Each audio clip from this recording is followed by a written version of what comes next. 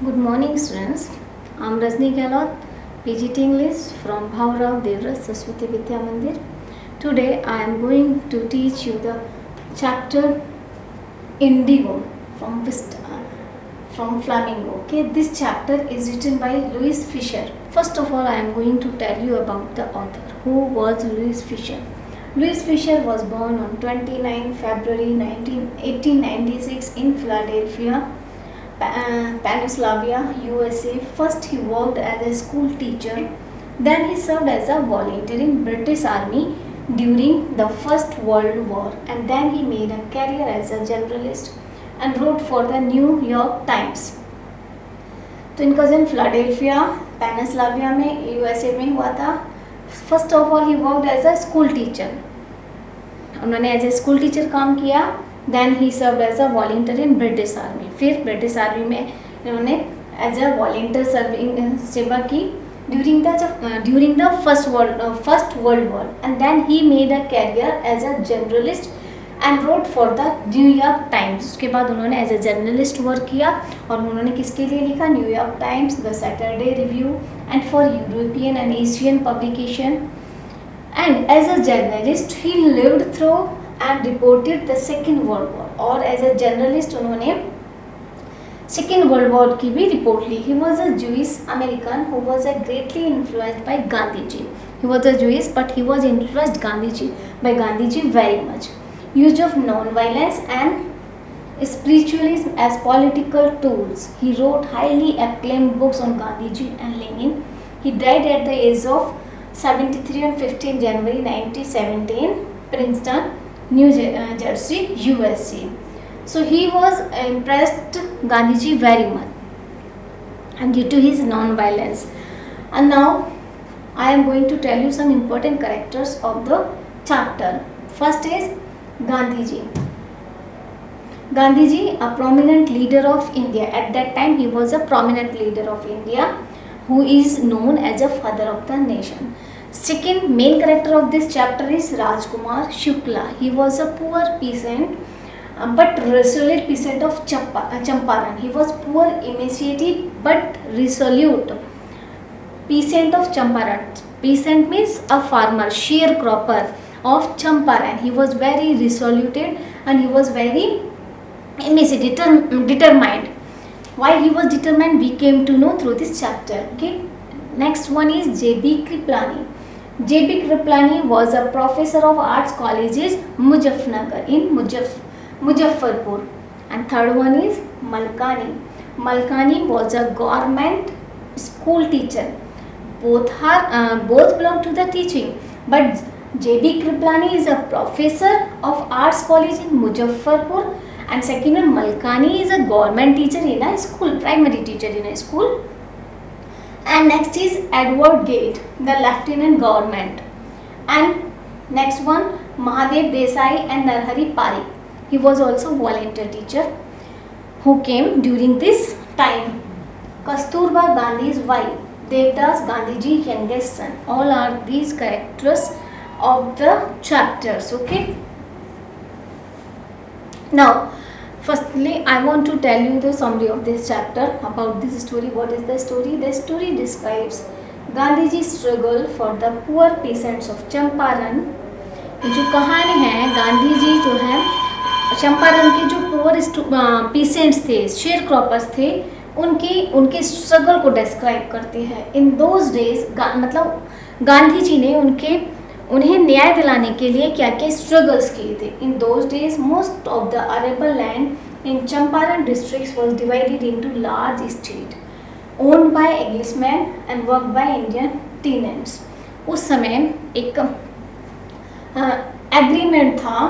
क्या था कि most of the arable land in Champaran district की जितने भी उपजाऊ जमीन होती थी was divided into large state. बड़े बड़े स्टेट में उसको डिवाइड कर दिया था और जिसके ऑनर कौन थे? इंग्लिशमैन थे. And work by Indian tenants. और उस लैंड पर जो थे इंडियन टेनेंट्स काम करते थे, मतलब एज अ लेबर इंडियन उस पर वर्क करते थे. The chief commercial crop was Indigo. At that time Indigo was the chief commercial at that time. It was very profitable. The landlords compelled all tenants to plant 15% of their indigo and surrender the entire indigo harvest rent. So what was the injustice with these tenants? क्या injustice था इनके साथ कि जो landlords थे they compelled all tenants to plant 15% of their indigo and surrender the entire indigo harvest rent. कि जो वो लोग जो काम करते थे, मीन्स ये पूरी लैंड है, ठीक है, piece of the land which the owner of the land are Englishman. So what did they do, क्या करते थे, जो 15% है इस लैंड का 15% पार्ट जो होता था वो टेनेंट को दे देते थे। इंडियन शेयर क्रॉपर्स जो थे, जो किसान थे, उनको 15 पार्ट दे देते थे और उसके बाद ये पार्ट तो उनका हो गया as a rent. They force them, they compelled them to grow indigo harvest. और उस जमीन पर, उस 50% जमीन पर उनको फोर्स करते थे कि उस पर उन्हें इंडिगो फसल उगानी है। अब इंडिगो बाकी ज़मीन पर वो क्यों नहीं कराते थे, क्योंकि इंडिगो से जो ज़मीन होती थी वो बंजर हो जाती थी, ठीक है, for a long time. That's why the 15% land which was given to the sharecroppers, they force them to grow indigo. और उसके बाद क्या होता था, वो जो इंडिगो फसल होती थी उसका एंटायर पार्ट्स, सारा का सारा जो इंडिगो होती थी फसल, उसको वो एज अ रेंट खुद ले लेते थे। तो इसमें उनके लिए क्या बचा, कुछ भी नहीं। वो मेहनत भी करते थे, नाम के लिए ज़मीन उनकी थी, लेकिन फसल वो सारी की सारी उनको दे देती थी। This was done by long term contract. और ये जो था काफ़ी लॉन्ग टर्म कॉन्ट्रैक्ट था, काफ़ी समय से ऐसे ही चलता रहा। Gandhi ji struggle for the poor peasants of Champaran. Gandhi ji ने उन गरीब किसानों के, चंपारण के जो गरीब किसान थे, उनके लिए क्या स्ट्रगल किया। The British did not need the Indigo crop any more when Germany developed synthetic Indigo. अब जो ब्रिटिशर्स होते थे बहुत ज़्यादा चालाक होते थे, उन्हें ये पता चल गया कि जर्मनी ने सिंथेटिक इंडिगो डेवलप कर ली है। तो they came to know about this, but the peasant did not know about the synthetic indigo. So they make a profit by it. उन्होंने उससे भी प्रॉफिट कमाने की कोशिश की। Just to release the peasants from the 15% agreement, they demanded compensation. Some illiterate peasants agreed but the others refused. उन्होंने क्या किया, उसका भी फ़ायदा उठाने के लिए उन्होंने किसानों से कहा कि हम आपको इस 15% कॉन्ट्रैक्ट, जो ये लॉन्ग टर्म कॉन्ट्रैक्ट है, इससे आपको रिलीज़ कर देंगे। मतलब वो फ़ायदा, उन्होंने ये नहीं बताया कि हाँ सिंथेटिक इंडिगो आ गई इसलिए अब इसकी ज़रूरत नहीं है हमें, अब तुम फ्री हो अपनी मन की फसल उसमें उगा सकते हो। उन्होंने क्या कहा कि हम तुम्हें फ्री कर देंगे इंडिगो से, तुम जो चाहे वो फसल अपनी ज़मीन में ग्रो करना, बट उसके लिए हमें कंपनसेशन देना पड़ेगा। बदले में उन्होंने उनसे पैसा मांगा इस चीज़ से, जबकि ये इलीगल था। तो उनमें से जो इलिटरेट पीसेंट्स थे, जो बिल्कुल अनपढ़ किसान थे, वो तो एग्रीड हो गए, खुश हो गए उन्हें तो कि हाँ आखिर हमें इस चीज़ से छुटकारा मिला इंडिगो से। बट अदर्स रिफ्यूज, लेकिन दूसरों ने उससे मना कर दिया। One of the sharecroppers name Rajkumar Shukla met Gandhi. और उनमें से ही जिन्होंने मना किया, उनमें से ही एक पीसेंट थे Rajkumar Shukla. So met Gandhi ji in this regard. तो वो गांधी जी से इसी रिगार्डिंग मिलते हैं and compel him to visit Champaran because of the long term injustice of landlords. और वो गांधी जी को फोर्स करते हैं अपने साथ चंपारण चलने के लिए, क्योंकि चंपारण में जो पीसेंट्स के साथ, जो शेयर क्रॉपर्स के साथ जो इनजस्टिस हो रहा था, उनके लिए वो न्याय दिलाने की कोशिश करते हैं। So both boarded a train for the city of Patna in Bihar. दोनों एक साथ पटना के लिए जो ट्रेन थी उसमें बोर्ड हो जाते हैं, यानी चढ़ जाते हैं। From there Shukla led him to the house of a lawyer named Rajendra Prasad. यहाँ से सबसे पहले राजकुमार शुक्ला उन्हें डॉक्टर राजेंद्र प्रसाद के घर ले गए थे। Doctor Rajendra Prasad was a prominent lawyer at that time.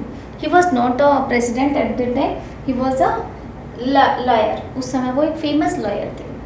Gandhiji's arrival and the nature of his mission spread like a wildfire. एक जंगल में आग की तरह एक खबर फैल गई गांधी जी के वहाँ पहुँचने की हालांकि Gandhi ji was stranger for the people of the Champaran, for the peasants of the Champaran, but they came to the mission of Mahatma Gandhi. Why did they come here? So many lawyers and peasants groups came in Laos to support Gandhi जी. बहुत सारे lawyers और जो peasants थे वो गांधी जी की support करने के लिए आए. Gandhi ji rebuked them for collecting big fee from the sharecroppers. He stresses on concealing as this would give the peasants enough confidence to fight their. Gandhi ji ने वहाँ के वकीलों को इंडियन पीसेंट से फीस लेने के लिए, इस केस के सिलसिले में फ़ीस लेने के लिए बहुत डांटा और उन किसानों को समझाया कि इतनी सी बात के लिए हमें कोर्ट जाने की तो ज़रूरत ही नहीं है, अगर हम चाहें तो इसे अपने बेस पर इस मसले को हल कर सकते हैं. स्टूडेंट्स, इससे आगे का मैं आपको कल पढ़ाऊँगी. Thank you students.